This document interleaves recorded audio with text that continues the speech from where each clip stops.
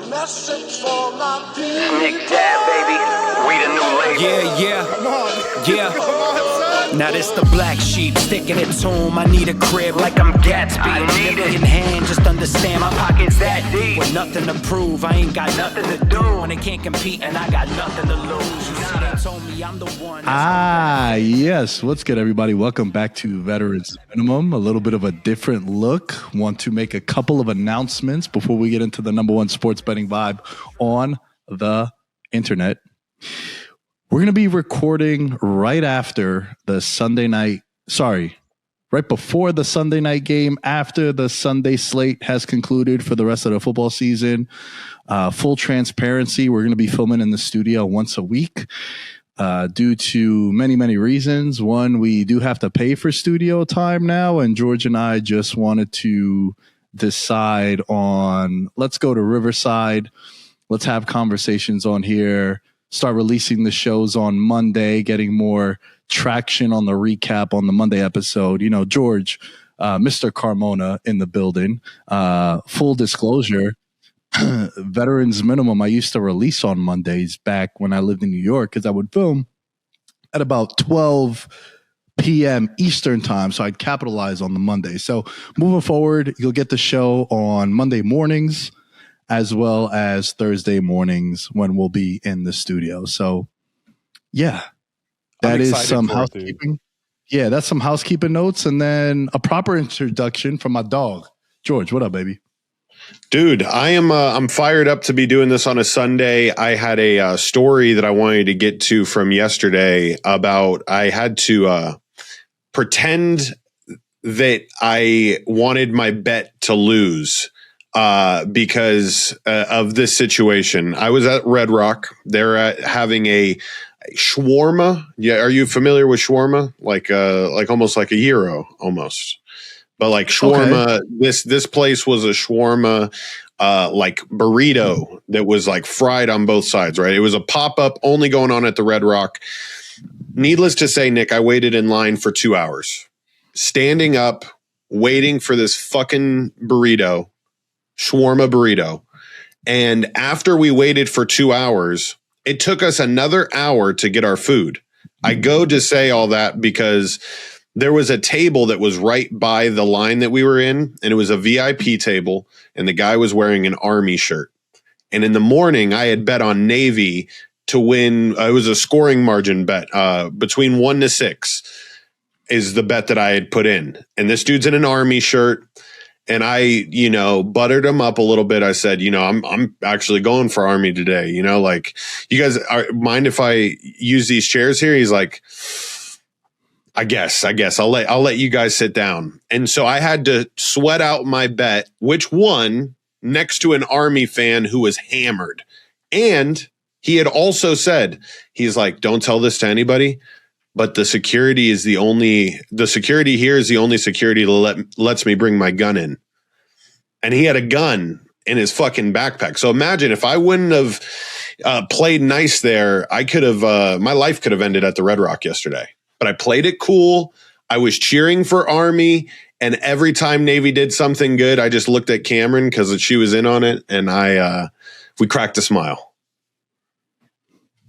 Good story. Could have ended worse. Could have ended way worse if you would have celebrated on the wrong side of things. Facts. But I got to see the bet hit. It was a great start to the weekend yesterday. I've been hitting this week. Hit a couple of big bets this morning, and I'm ready to fucking continue this, bro. This is the time of the year where if you get hot, this is the truest forms of some of these teams. You're seeing teams this week fight, Nick. Like, these motherfuckers haven't been getting into scuffles for 14 straight weeks. It's week 15. People start to ratchet up the intensity. This is what the team actually is. And I'm fired up to go over all these games. I mean, dude, you bring up a really good point where now it's a lot of loser leaves town matches, right? We kind of saw that happening in Kansas City. We saw that happening in Cincinnati.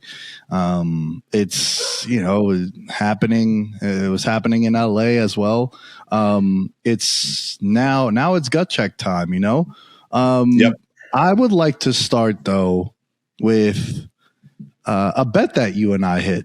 Yes. If you guys listened to this show last week, George and I predicted exactly how the Bills and Patriots game was going to go. And you know what, for this game, I would like to take the mic stand off, George, and I'm going to lean back a little bit like Fat Joe back in 2004, 2005. Buffalo could not have started that game off worse. The bet that George and I were talking about was he loved the Patriots in the first half.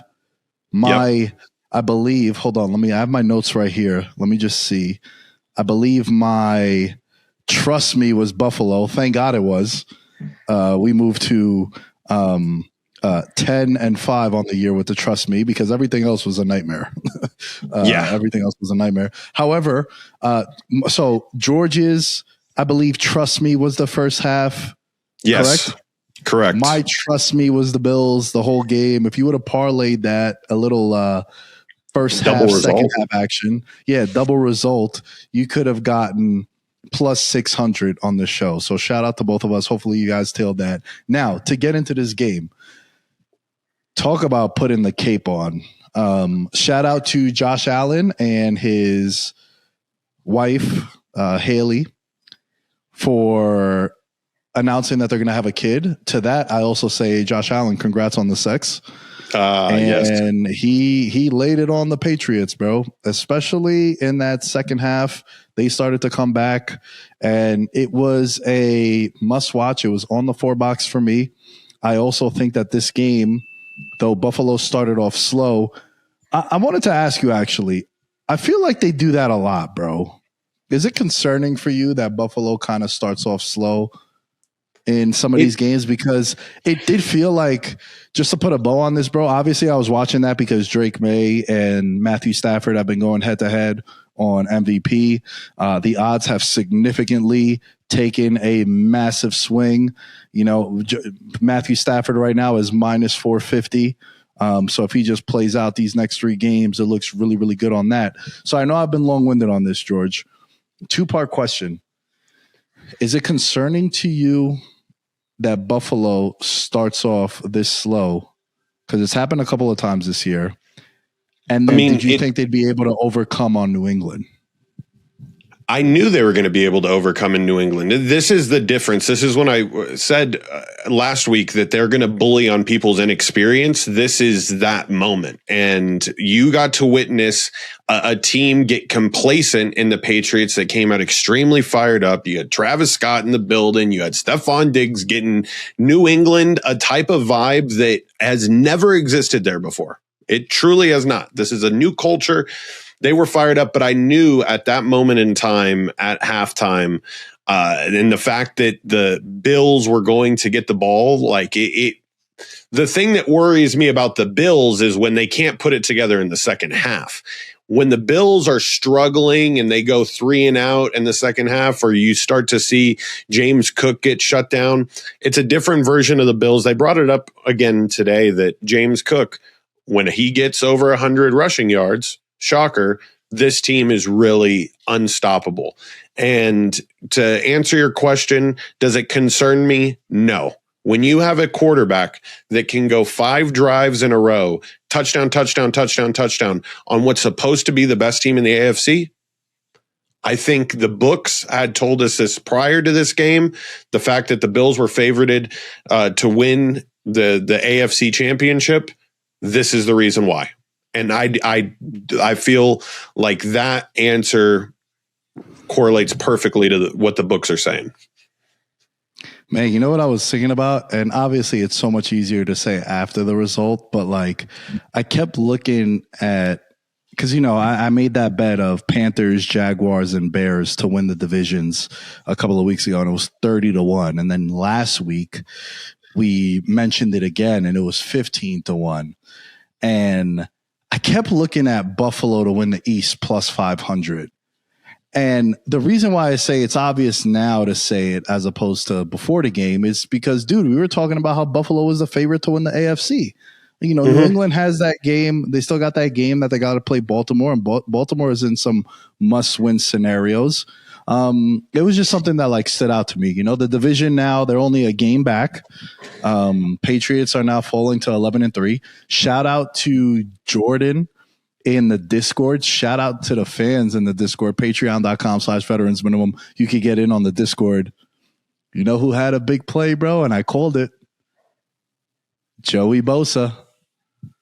Joey Bosa had a big moment, man. I knew this guy was going to deliver in a big spot. They needed him. He got the pass deflection there. I thought he actually played a really, really good game as well, deflecting the pass that led to a turnover.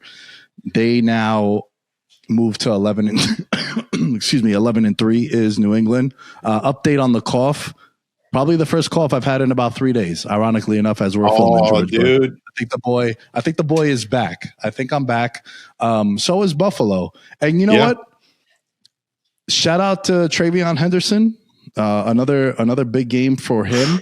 Yes. But you know what, dude? One thing that jumped out to me, and I also got a lot of people telling me like, yo, frauds, New England frauds. Drake May kind of played a rough game. If you take away what he did on the ground, I'm not going to say he cost them the game, but there were just a couple of throws that he missed on that I think were rather concerning. And that's what I worry about come playoff time, right? Yeah. You're going to have to capitalize on these opportunities. And I just think if you're New England, you should still feel good about things. You are still in the driver's seat to win the AFC East. However, I do think that kind of a gut check if you're the Pats, like, hey, man, we were on our high horse. We took the pedal off the fucking gas, and then Josh Allen came back and won that game. That's kind of like my biggest takeaways from that game. Yeah, I think that you saw the offense, like Josh McDaniels got stifled, and I've been praising him all year, but there was a lot of calls down the stretch there where you're like, you guys just need to put together a couple of first downs. And I feel like this is the part that's going to get us with the Patriots. We're saying this now, but I do know this. With the leadership that they have coaching-wise, I think they'll be able to figure it out for a game in the playoffs. And all they did was play a bad 30 minutes of football. You cut that down to 15, you can win a playoff game and shock the shit out of people. So I'm still hopeful on this Patriots team. And beginning of the year, I said Travion Henderson, rookie of the year. Those numbers, ever since Ibuka has started his decline, doesn't look so bad now. You know, he's climbing. You can make a solid case. He's breaking some Patriot records. Breaking records is always good for winning awards. So, anything else from this game? Nah, man, nothing else. Still feeling good about Buffalo. And, you know, I think it's a perfect segue into what happened in Kansas City. Talk about, is it fair, George? Let me ask you this before we really dive into this game, especially with the news that just broke as we were recording, a torn ACL for Patrick Mahomes. And if you saw that play, he hyperextended his knee, looked bad immediately, grabbed at his knee. During the Packers and Broncos game, it looked, don't want it to happen. It looked like it might have happened to Micah Parsons as well. Is it fair to coin this season for the Kansas City Chiefs as a season from hell? Yes. You can now officially coin it the term. It was all the one score losses, but there was still a bit of you that was like, they sneak this one out. They sneak this one out and they go on their run.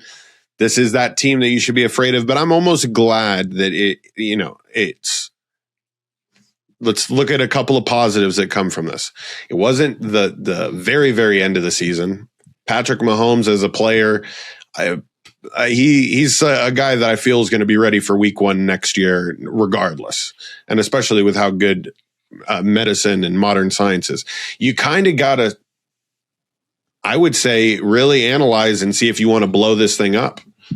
You knew at the end of the Super Bowl last year that you were getting to a point where if you guys were injured at all, it's not a good look. And now I think we might see a massive facelift from the Kansas City Chiefs going into next year. And that's what good organizations do. How do you feel about the Chiefs, and is this the season from hell for them? Usually a team that you would coin as a season from hell wins about 4 games, right? And things are just completely south. I think it's fair to call it that. It was supposed to be the swan song for Travis Kelce. All indications are that this was going to be his last season.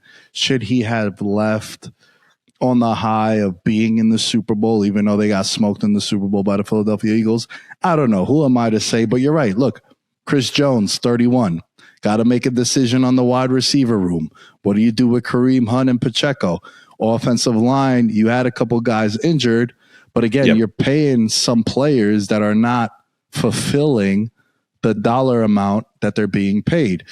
When it comes to Patrick Mahomes, and I was watching this game at a buddy of mine house. Shout out to Maya and to Chris for hosting us. Shane was over there too. They all told me that they're like, hey, how long do you know George? I was like, when I moved out to Vegas, they're like, yeah, we think it looks like you guys have been friends forever. I was like, yeah, we just got good chemistry. So, as the trend continues, more people like you than they like me on the show, bro.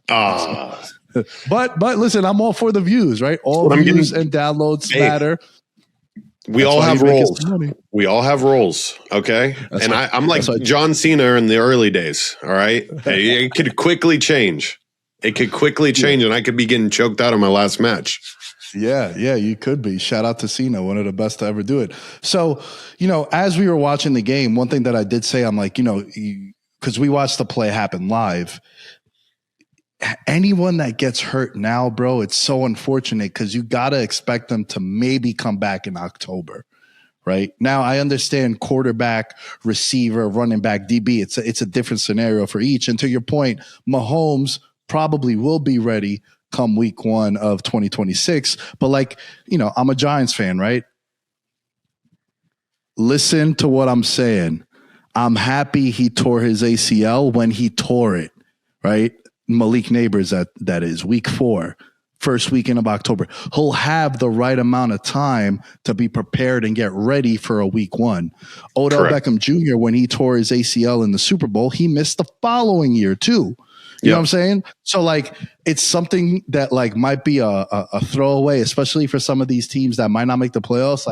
Man, this is a bad time of the year to get hurt. And it's unfortunate that it happens to Mahomes. To your point about blowing it up, I think you could do a complete reset while having a $500 million quarterback on your roster as well. But you can do a complete, complete reset, and you'll still be favored to win the division for the next 3 years. I don't know now, man. I don't know. I'm telling you. It'll be right. like right now we just have recency bias knowing how bad it is, but let football pass by for about 2 months. Everybody forgets and they just remember the greatness. Promise. And we'll capitalize on that. We will capitalize on that. I want to give a shout out also to the Chargers. Look, they sweep the Kansas City Chiefs. They beat them twice this year. It just seems like they've completely, what the biggest takeaway was for me from this game? If I'm looking at the Chargers, they've completely embraced the Harbaugh style. Yes. Hey, we're going to win these games 16-13, 22-19, rugged, run it down your throat, pause. We do have a quarterback that could go toe-to-toe with anyone if we need to. And, we actually got some weapons that we could sling it around the field if we need to. Gadsden at tight end, Johnston, Keenan made some big catches. Obviously, Ladd McConkey, the other rookie wide receiver out of Penn State, hyphenated name, I think Smith, he scored a touchdown. Oh, yeah, Keandre Lambert. Yep. Lambert Smith, right? Isn't that his last name? Yep. Yeah. So we have a couple, even though that was his first catch, I think, or definitely his first touchdown of the year. We do have the ability to throw it all over the field too, but they've really taken hey, listen, we want to control the clock, which they did. And We want to, coming off an overtime game, short time to prepare, got to travel. Herbert in his last 2 games been sacked 11 times, and they're 2-0. Yeah, and they're 2-0 in these. And he went 19 of 29 for 210 touchdown, 210 yards, and a crucial touchdown right before halftime. He played really well too. So you gotta show love to the Chargers. But I think the Chargers, George, are in a scenario where like I gotta see it in January, bro, because you guys have been good in the regular season. But Herbert, Herbert, Love, Lawrence, I said it in the beginning of the year, these are the 3 quarterbacks that got the most pressure on them. They've all been paid, but now you got to deliver. So that's kind of my big takeaways from that game as well, bro. I will say this. A team like the Chargers, a team like the Broncos are really built and predicated. I take the Broncos out of it. Okay. From the top here, a team like the Chargers plays football in a very conservative style and fashion. So when they have to make big time rational decisions, they're not having to Dan Campbellify themselves to go chase something that they're not. They're the team that's going to kick field goals. They're the team that's going to punt it. They're the team that's going to go for it on 4th down when it matters most, but that's not their style. And it's not their identity, and they're not going to force shit. That version of a football team later on in the season, it's dangerous. I was going to put the Broncos in there, but the Broncos risk it for the biscuit. That's not the same type of offensive philosophy. And I agree with you. The Chargers, it's a different Chargers team than we've seen even last year's Chargers team. I feel like they had to mold themselves. They were forcing it to try to be this identity, but at the end of the day, they're like, we got to just try to win games slinging the ball. And I'm excited for this. I'm also excited that my underdog bet in the afternoon just hit Saints to win outright and the Broncos to win outright. Fuck yes. It's good right now, dude. It's good. Times are good. Chargers are good. I hit some really nice anytime touchdowns, man. Drake May plus 475, Dallas Goedert plus 300. It happened in one red zone comeback. Discord was on fire. We also hit someone else that was a pretty good number too. Why am I blanking right now? My notes aren't uploading. But yeah, patreon.com/veterans minimum. Another winning week just off the touchdowns. The picks struggled. One of my losses, and it is official. George, maybe 4 condom sex isn't so bad after all, as I cashed out and got my money back on the Cincinnati Bengals. Because they are officially eliminated from the playoffs. And remember how I told you last week that if they've lost 15 games over the last 2 years, they've lost it in different ways every single time? Yep. I feel like you could chalk this one up as well as another different kind of loss. And in back-to-back weeks, man, listen, we got to call it how we see it. In back-to-back weeks, you know who let them down? The franchise. Joe Burrow let them down, did not come back and ball out the way he should have. Cost them the game, man. I think they cost them the game, and Baltimore kept their season alive. It's officially a pick-em between them and the Pittsburgh Steelers for the AFC North. We should have taken Joe more seriously when he had that quote last week. We didn't bring it up. Well, so dude, real quick, I am so glad that you brought that up, because that quote came out after we finished filming for the week. And you know, full disclosure, I'm building out a studio in my apartment. I'm going to start cranking out, no pause, a lot of content moving forward. I do think one thing we need to do for 2026, just putting it out there to the VM universe, is we got to start capitalizing on these big moments. And Joe Burrow's comments last week, I had to go back to Twitter and I had to pull up old tweets, which you're going to see right now. And I said this in 2021. They are doing, and they being the Cincinnati Bengals, are doing everything in their fucking power to turn him into Andrew Luck 2.0. And that's kind of what I took from those comments. My personal opinion is that, look, every year he's been in the league, with the exception of 2, he's had to rehab from something. You know who else had to do that? Andrew Luck. You know who else played with a shit-ass offensive line? Andrew Luck. You know who's getting the shit kicked out of him every week? Andrew Luck and Joe Burrow, right? The parallels are through the roof. Guys that should be Super Bowl champions, guys you would build your franchise with, guys that are fucking staples, top 5 quarterbacks, the whole 9. Yep. And when you're watching that game, again, getting the shit kicked out of him, no T. Higgins, I understand that. Jamar Chase was running wild. He had double-digit catches once again. But for me, George, I said this in 2021, and that was the year they went to the Super Bowl, by the way. They are doing everything in their power to have this dude constantly contemplate the R word, which is retirement. Yep. And I'm afraid for it just because I know how good of a talent he is, and I appreciate the definition of moxie is Joe Burrow and the way that he's able to command an offense at an extremely high level. Now, when you hear those quotes, and even Jamar Chase, I don't know if this isn't verified because I had to read this. So if this was AI, my apologies. But even Jamar Chase was like, "Is this AI?" Because he said that. Yeah, Jamar Chase said that trolling because he's like, "Yo, is this AI?" Which, by the way, AI is fucking crazy. You got to be careful out there, bro. We're struggling. Yeah, we're struggling. Even, and we're fucking in the shits with it. All right, we're struggling. But regardless, I'm just perplexed. I think that there's a bit of me too that I know he's been through it, and you haven't. You went to the Super Bowl, but you haven't won it, and it's just been a shitstorm ever since you've had him. If you're going to pay him that dollar amount, he has to have, dare I say, like a Dak Prescott level of like, you're involved in this.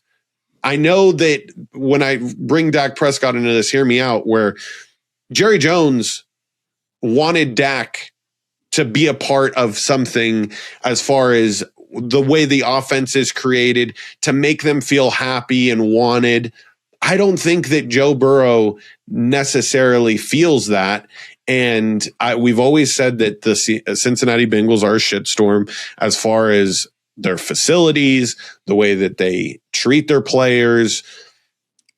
He's just going to end up leaving, and it's going to be really, really nice somewhere else. I can picture this as being a very ugly breakup because that's the way that Joe Burrow is. I listened to an interview with Coach O, his LSU coach, last week, and the way that he talks about Joe Burrow is the smartest person in any room that he walks into. That's a very powerful position to be in, and he takes full advantage of it. I think, and dare I say, Nick, he makes those comments, and a couple of the decisions that he made today, I think he was throwing, bro. Like, it looked like, no. You know how good I am. I could put up 30 on anybody. Fuck you guys.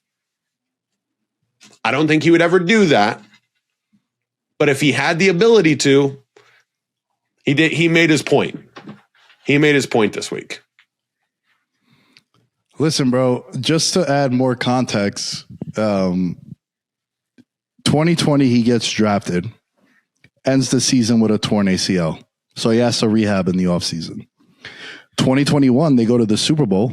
2021 dislocates his pinky finger, plays through it, had to rehab that. 2022, MCL sprain during the Super Bowl run, recovered in the offseason. 2023, had the calf strain going into week 1.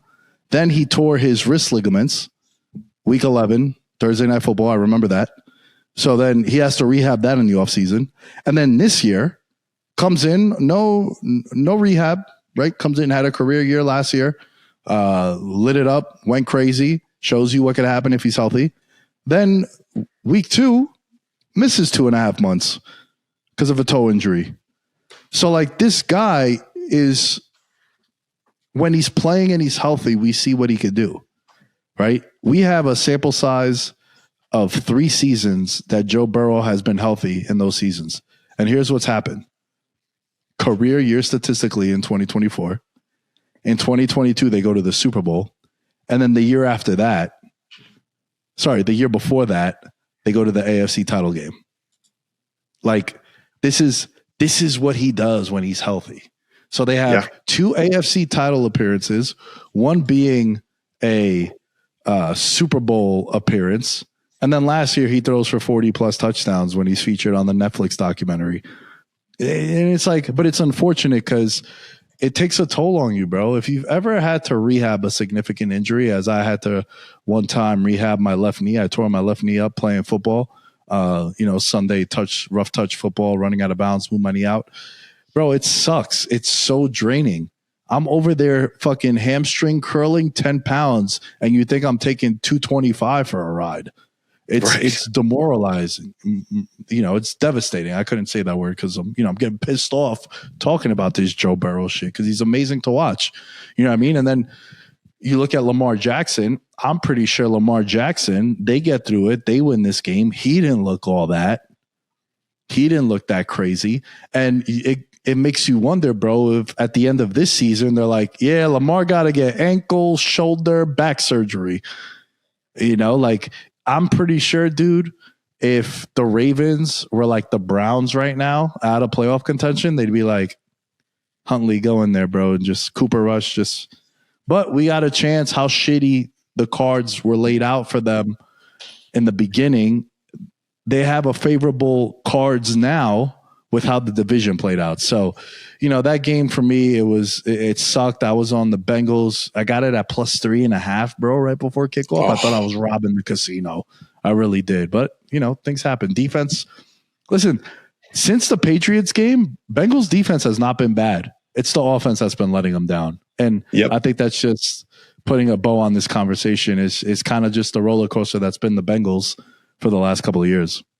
Yeah, no. The only thing I have as a note for the Ravens is not seeing an arm sleeve on Derrick Henry. Henry throws me off so bad, bro. Like, he really, that iconic arm sleeve, no matter what fucking year you go back and watch him, the fact that he's not doing it this year, I don't know. I feel like it's his superpower.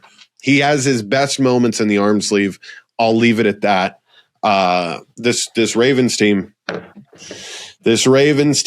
I will not trust come playoff time at all. Anybody really from the AFC North, unless the Steelers go on a run here down the stretch. Unless they go on a run. But this game, I literally thought Joe Burrow was throwing the game. Threw a pick that was like, oh, Joe, like, how did you not see Kyle Van Noy drop into coverage? By the way, sick play by Kyle Van Noy to hand it off to the guy and then behind him. And I was like, why don't people do this more often? Like, you're about to get tackled, fucking just hand it off to the person behind you. Football. Start to pick this shit up. You could have a crazy offense, bro, if you added laterals. The Lions do that a lot. Even when it's not needed, obviously you do hook and ladders and shit like that when, you got no time left on the clock. Like, the Panthers try to do some shit like that at the end of their game after losing to the Saints. I think that's the future of football, bro. Mm-hmm. I think the future of football is deception. Hey, yeah, listen, I'm a defensive tackle. I just got this interception and fucking Patrick Surtain is right next to me. Like, yo, bro, here. Now, obviously, there's going to be a lot of risk to it because if the ball gets fumbled, then it's a live ball. Maybe the other team can get it. But I kind of think that might be the future of football.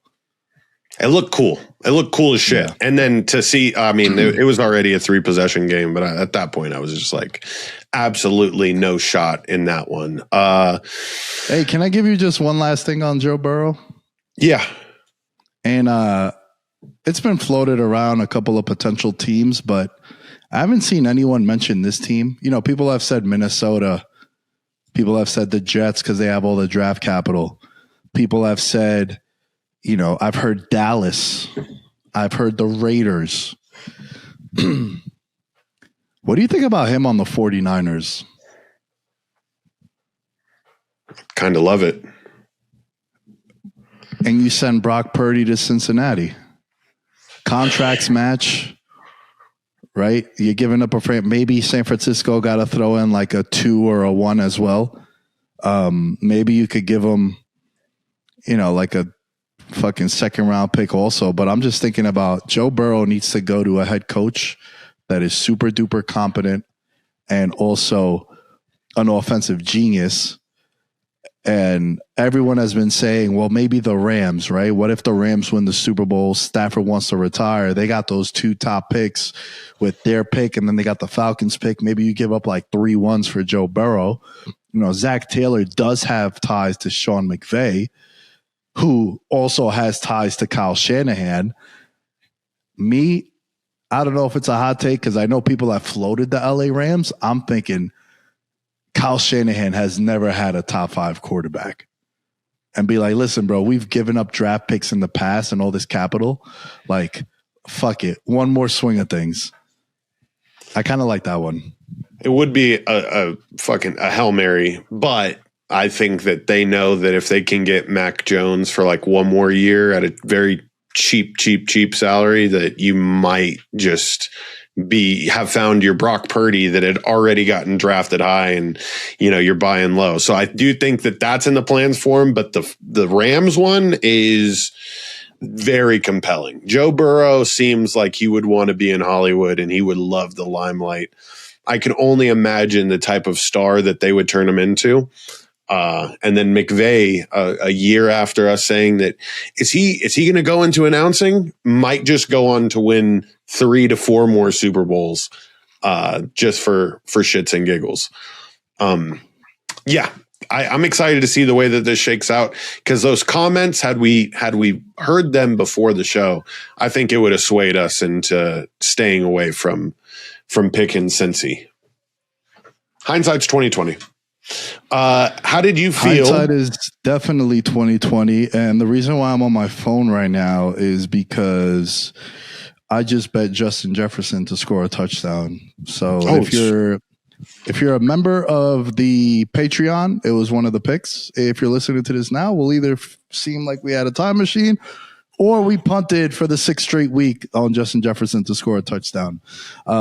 Get that bet in, George. I feel really good about this one. Okay. The account is large. Let's go.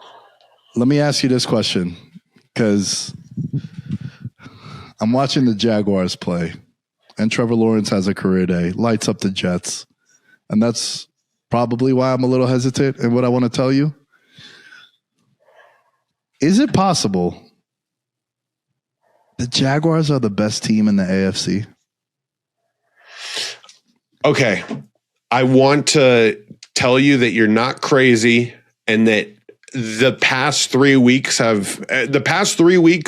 plus the way that they started off the season, eliminate the middle where they were injured, they run the ball extremely efficiently, and they don't make it hard on them. And are they the best team in the AFC? No, because I think that Josh Allen in any circumstance or situation absolutely torches the Jaguars. You're not crazy, though. This Jags team is finding a serious rhythm. ETN, I was a year too early on you, bro. I fucking wanted you to win Offensive Player of the Year last year, and then this year you have an offensive coordinator, Liam Cohen, who is giving you the rock a hell of a lot more than you saw any other years, including college. How do you feel about your statement saying that they might be the best team? So look, I really like their defense, right? I think their defense has been good all year. ETN caught 3 passes and all 3 of them went for touchdowns. Trevor Lawrence is running, but he's running when he needs to. 10 yards a carry he had, and he scored a rushing touchdown as well. And I think the real reason why is because Jacoby Myers got there like 3 weeks ago, and he's been their best wide receiver. Once again, 5 for 71 on 7 targets. Brian Thomas, 466 and 1 on 7 targets. he is the go-to. And obviously you get the first coach bump with Liam Cohen. Defensively, I think they got playmakers everywhere, man. And I'm really excited to see what they're going to do. I think they're a really, really intriguing team. And, you know, we said it a couple of weeks ago that we thought they were going to win the division, them or Houston, right? It was like, listen, you could get plus 700 on Houston. You could get plus 310, I think it was. Plus 300, I remember, George, because they were my preseason pick to win the division. The Jaguars were at plus 300. And I was like, you get the same odds right now, right? The Colts had a 2-game lead at the time. The Colts haven't won since I said they weren't going to win another game. And they continue to skid. They play in Denver this week coming up. Love it. This is going to say a lot about both teams. Well, more so for the Jaguars. I think it'd be a prove-it scenario. But then they end the year at Indy, home Titans. And I'm really looking forward to this Jaguars-Broncos game because I think I'm going to get a lot of my questions answered from the Jacksonville side. Because not for nothing, I feel like I got a lot of answers from Bo Nix and the Broncos today. I want you to guess the line for next week. Have you looked at it already? Jaguars, I have not. Yep. I have not. Full disclosure, I haven't looked. We will have to at some point because we got to do our Monday winners, which will be the most authentic Monday winner because you'll actually hear it on Monday as opposed to hearing it on Tuesdays. I haven't. I want to say Denver minus 2.5. Bingo. Really? You nailed it. Yep. Right on the nose. Fucking I knew when you shout paused, I was like, because I mean, they were home dogs this week, you know what I mean? And the fact that the Packers, I mean, like compare the Packers versus the Jaguars, I would almost say that the Jaguars are a team that if they were favored in this matchup, or if it was even a pick 'em at this point, because it really is the battle for the AFC. This win by the Broncos definitely cemented it in a lot of people's eyes that this is a for real team. They're the real ones in the AFC.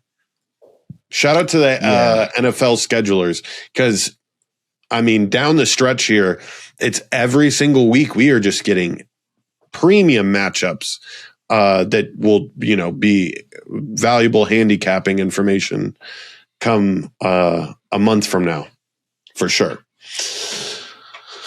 I want to go back. I want to go into the Broncos and Packers game because truthfully, there's nothing else from that early window that I think is impressive, right? Like Bears take care of business they're supposed to against Cleveland. Shador going on the road. Call me crazy. I don't think he played too bad, bro. I think he can really sling the football all over the field. Just he needs more weapons, and that offensive line kills him. Arizona, Houston, congrats on your win. Washington and the Giants, I was very happy to see another Jackson Dart game. He leaves with no injuries, and they lose, and then Philly beats the shit out of the Raiders, which was a classic get-right spot that we should have predicted. So for me, I'm not really I'm good on talking about the rest of the early games. Let's go into Denver beating the Green Bay Packers 34-36. I think the biggest storyline to monitor is the health of Micah Parsons because this defense was starting to hum and this defense was starting to play really, really well. And then I'm not the biggest Bo Nix fan. I think one day a team is going to give them $300 million and they're going to regret it. But man, was this a coming out party against a really, really good defense in Green Bay. Carved them up for 4 touchdowns. Just absolute baller. I will say that they ran a 2-point conversion play to RJ Harvey, which goes back to what I always talk about. I think these coaches try to get too cute and outsmart themselves. Bro, Bo Nix was 23 of 34. 4 touchdowns, 300. What are we doing with this halfback shit? Can we let him carve it up? Luckily, it didn't cost them. 0 sacks too, by the way. Like the way he was moving around the pocket today was just, I mean, he is impressing me more and more every week with his arm talent and the way that he's able to find windows. The next step for Bo Nix, in my opinion, I mean, we definitely want to continue playing the way you did today, but this is a way that Matt Stafford looked early on. He was a gunslinger.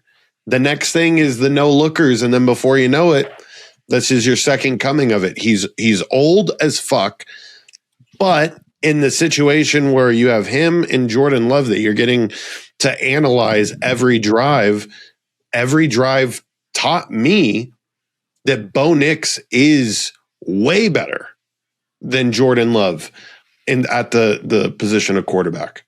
And so 4 touchdowns today. I told you earlier on this season, Cortland Sutton, household name. Sutton rhymes with button.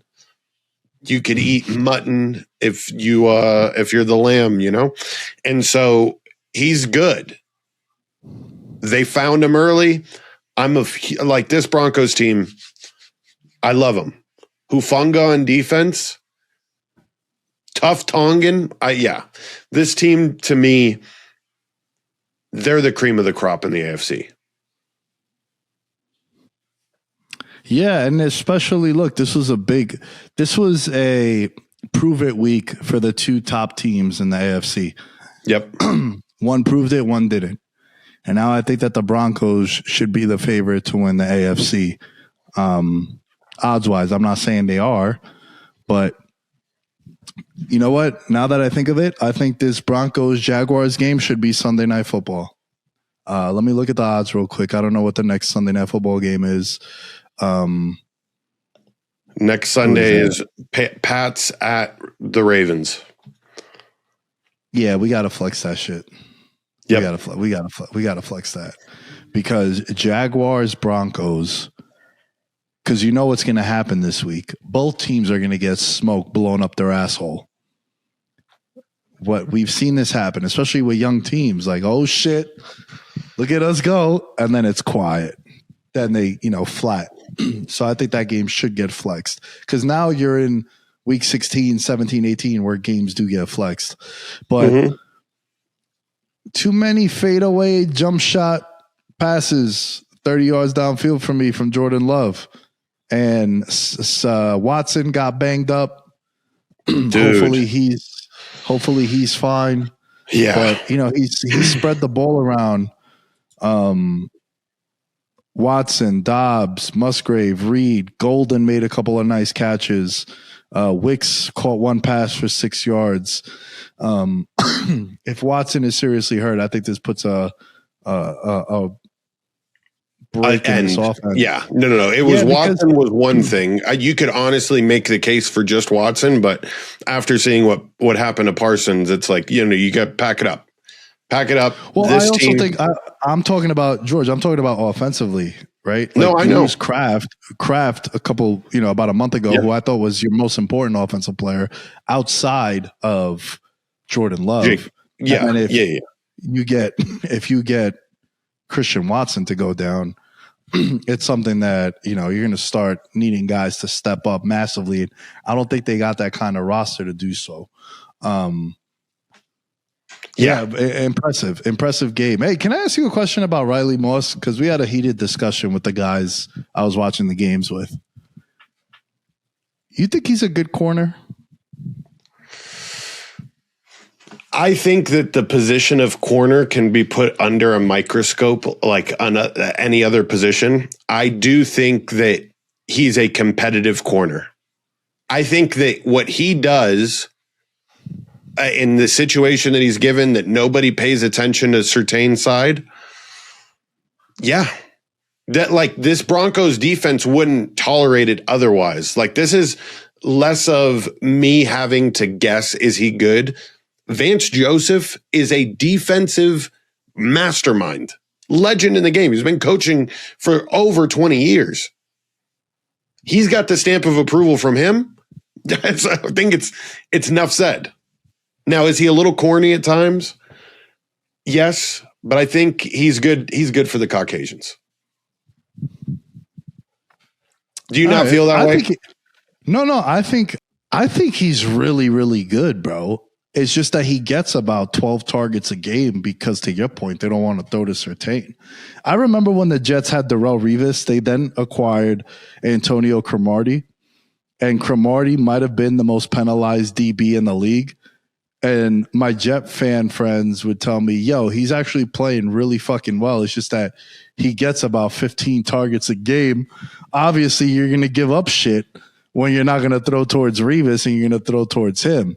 And that's kind of what it reminds me of when it comes to Surtain and Riley Moss. Yeah. Obviously, he's a white DB. We don't have many of them, but I think he's fine. I think he plays really well. Breaking news at the time that we're recording, per the Packers, it's believed to be a torn ACL for Micah Parsons. That's the same way I tore my ACL too in college, by the way. It was on a pass rush, and it was a hyperextension of the left leg. So watching that one, like I fucking like crumbled, bro. I was sitting upright, and then as soon as I saw it, and whenever you see an injury that happens the same way that you got injured, it sent a shock down my leg. If I feel so bad for him, and then I didn't necessarily see it with Mahomes until I just watched another replay here, and I mean, same thing. Just a rough weekend for the NFL and superstars. Rough. Yeah. You know what's crazy, bro? We were talking because I was at the UFC Apex this week, and shout out to Zaid Hussein, man. Zaid hooked it up. He brought me with him to Apex, and we were sitting with Giga Jakadze's whole team and family, right, and a bunch of his friends. And Giga was like a 3-1 underdog. And bro, he was fighting Kevin Vallejos, this Argentinian kid. He's like 24, 25 years old. He is a stud, right? It was the co-main event. And the reason why I say that is because Giga looked amazing in the first round, honestly won the first round, and then didn't look amazing. And it reminds me kind of like the term injury prone, right? We like to throw that term around. Me personally, I think Joe Burrow is injury prone because it's something different each year. Yep. Micah Parsons injury prone because it's the back, it's the shoulder, now it's a knee, it's an ankle. It's like various things where like I'm not going to put an injury prone label on a Pat Mahomes. This is going to be the first significant one that he's suffered in his career. And the reason why I make the UFC and NFL comp is like Jason Tatum, bro. Jason Tatum was like the most durable star we had in the NBA, playing every night, playing Tuesday in Atlanta, playing Thursday in fucking Washington, playing the matinee at the Garden, right? I know it's the Garden, but he was a super durable. You never labeled him injury prone, but now he's coming off an Achilles. Now he'll be coming off an ACL. And just to make the cross-sport references, it's like, hey, man, you got a great chin until you don't. You're injury prone until you don't. And that's kind of how I feel about this with Micah Parsons. It's super unfortunate. I don't know why Riverside just threw up a thumbs up on my end. I think it's because of how I'm holding the microphone. The thumbs up was not because of it. Yeah, Did it again. It Look, is. do it again. It likes your mic discipline. Yeah. Just unfortunate, man. And then, you think about it like what they gave up.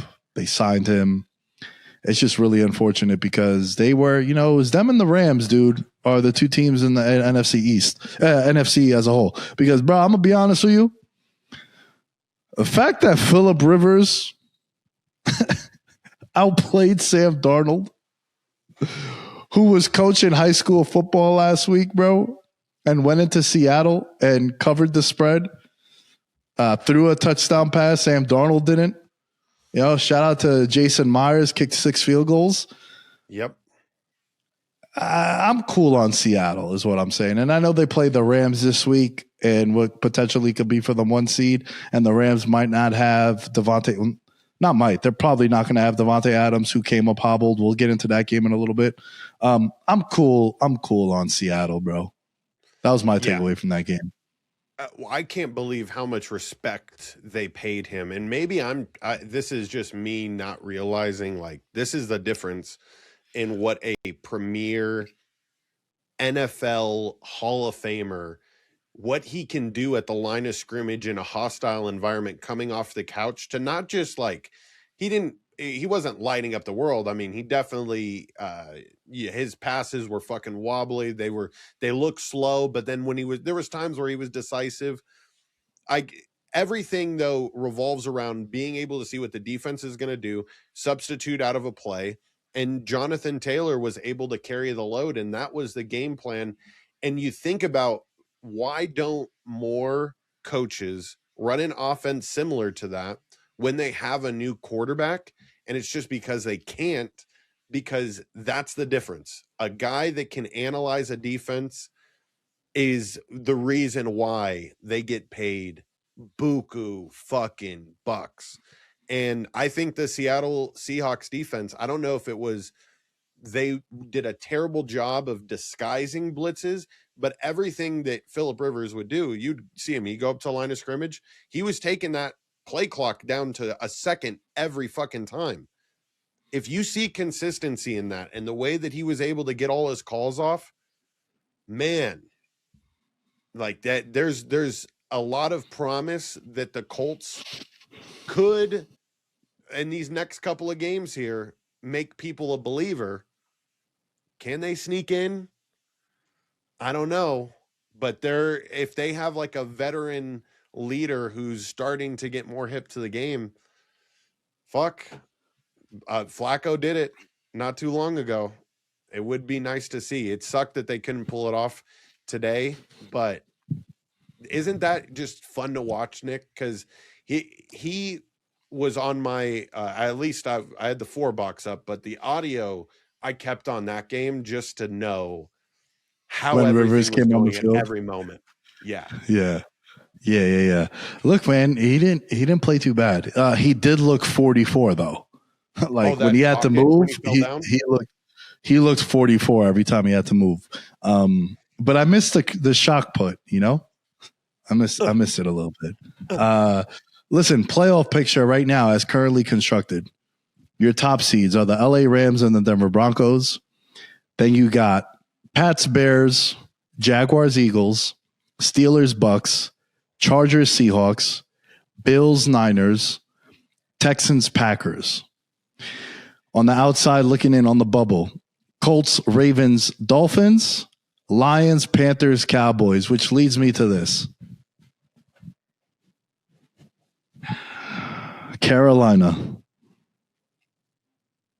Oh, Carolina, you son of a bitch. Twice by the Saints, bro. Twice. We're holding plus 700. It was a pick'em today to win the division. You fucks. Oh, my God. The Saints. And they had a 17-10 lead.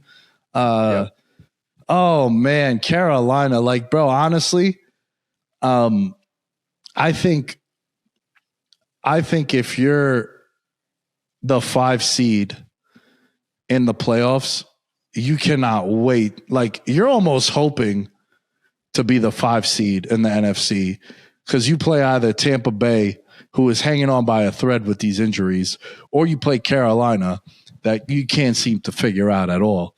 And then if you're on the AFC side, kind of feeling the same way about playing maybe Pittsburgh or Baltimore, right? So, right. Shit, man, what a performance by them. What'd you feel about that game? With the Saints? Yeah, your Saints, bro. My Saints, Tyler Shook, looking good. He's developing into a quarterback that kind of looks like Drew Brees just a little bit with the eye black underneath.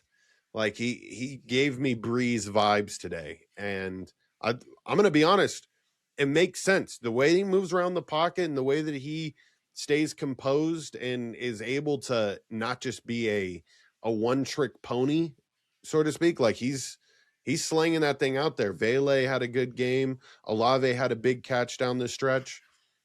I'm happy with the way that the Saints are going to look going into the end of this year, knowing that, you know, we have competency. We've honestly had competency all year at quarterback. I just think that first-year coach, you can't catch lightning in a bottle every time. Vrabel, if this was Drake May's first year, I think it would look somewhat similar. And that's the way I feel about the Saints. Did I know that the Panthers were going to choke a fat Jimmy Wang down the stretch? Fuck yes, I did. I knew that this game was going to be close. The Panthers, I've seen it my entire life. Inconsistent, man. Inconsistent. Just when you think that they are this powerhouse, unless they got number one in the fucking backfield, shout out to Cam Newton, it ain't happening with this team. It just is not. I fucking flip-flopped on them 120 times, and take the over on me flip-flopping on them again. Yeah, just really frustrating, man. Hard to figure them out. Just really hard. Like, if they can't get the running game going, it seems like they're pretty bad at being one-dimensional.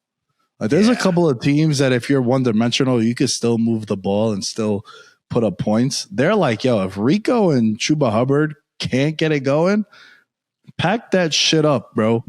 Pack that shit up. Yeah, all right. Last game I want to discuss. Minus 400 right now, bro. Matthew Stafford to win MVP, minus 400. Threw an interception to Aiden Hutchinson, which I might have called him a dumb white fuck. Matthew Stafford. I'm sorry, bro. I hope you bring home 45-1. You know I'm invested in the futures, but that was an awful interception there. Play by Hutchinson. That was more so Hutchinson is a freak of fucking nature. Yeah. That's the way I feel about it. All right. You swung me. It was a hell of a play. High scoring affair. Rams end up winning. Both quarterbacks, when they were throwing downfield, were able to do whatever they wanted.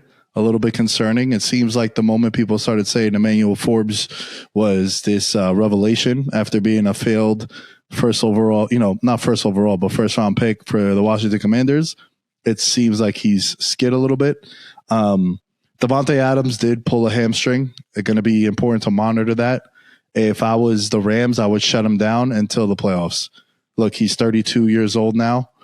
33 maybe. I don't have it here in front of me, but he's up there in age. He was already nursing a hamstring injury. It seems like they do have a bunch of weapons, right? Parkinson's scored a touchdown. Ferguson got open. They tried to get Tutu Atwell the ball. He made a hell of a catch on the sideline. And then, of course, you got Puka. But, bro, this offense is probably the most difficult offense to stop in the NFL. And it's crazy to say because they can't get shit with their quarterback on the ground. Like Matthew Stafford, there was a couple of plays where the pocket broke, bro. And almost any other 2020 quarterback, like a quarterback drafted in the 2020s, would be able to pick up 18 yards on them. He's like barely getting back to the line of scrimmage. We don't need him to, right? But I'm saying their offense with Blake Corum, Kyron Williams, Parkinson's, Ferguson, Atwell, Puka. They have so many ways that they could beat you. And Stafford balled out after that interception. Yeah, it's the no looks that he's done this year, like on 20-yard, just down the middle of the field, looking off to the side. I used to play defense, and how do you prepare for that? Because at a certain point in time, you're trained to go towards where it's influencing. He causes so many penalties with just his eyes and the way that a corner's like, oh shit. You know what I mean? Like he can just maneuver you in, suck you in enough to then have to hold somebody on the back end. It's fun. You were a genius, and I pray to God that we really just need 2 more weeks. I mean, because he's not going to play that final week, right? 2 weeks. So I love that you brought that up. I think this game on Thursday can sign, seal, and deliver it for us. They play in Seattle Thursday Night Football. It's the last Thursday Night Football game of the year. Massive playoff implications, right? Like Rams right now are the 1 seed. They drop this game, they could be the 5 seed. Hell, they could even be the 6 seed because of what the San Francisco 49ers are doing as well. Right now, The Rams are 11-3. The Seahawks are 11-3. And then the 49ers are 10-4. So, yes, you need to be very, very concerned if you're a Rams fan, as I am this year. You know what I mean by concerned is that game being in Seattle is why it's concerning. But I do think the Rams are the better team. I do think that let's see Sam Darnold in a big spot. Every time he's been in a big spot, he has failed miserably. Lions now are in must-win mode. Right now, they're at 8-6. Hey, is there a part of you that thinks Dan Campbell might get let go? Or am I just bugging out? You're bugging out. You're bugging out. But I do think that he's lost the locker room. I mean, bro, if you think he's lost the locker room, then like there's no coming back from that. I don't think he's lost the locker room. What I really think is the loss of the coordinators as the year has played out has become more and more apparent that it was a big deal, especially with him calling the offense. And people got excited when he took over play calling and they put up like a 40 piece on the Commanders. Yeah. Congrats, bro. Right? Like just a couple of just questionable decisions. I might be bugging out about him being fired or let go, but I do think that it's a conversation that might need to start happening. I think it's an intriguing proposal. When I said he's lost the locker room, mean that he is not in control the same way that he was last year. And oh my God, the Cowboys run a fake field goal. Brandon Aubrey, my God. He does it all. Brandon Aubrey. He's going to be a Cowboy Hall of Famer. Back to my point, though. The fact, oh my gosh. Well, where the heck were we, Nick? Oh, Dan Campbell. Dan Campbell does not have the guys as angry and as motivated and as confident as they were last year. They seem very, very complacent. And that's the issue. And it's tough. It's tough when you're the hyper energetic coach and things aren't going good and things were good at a point in time.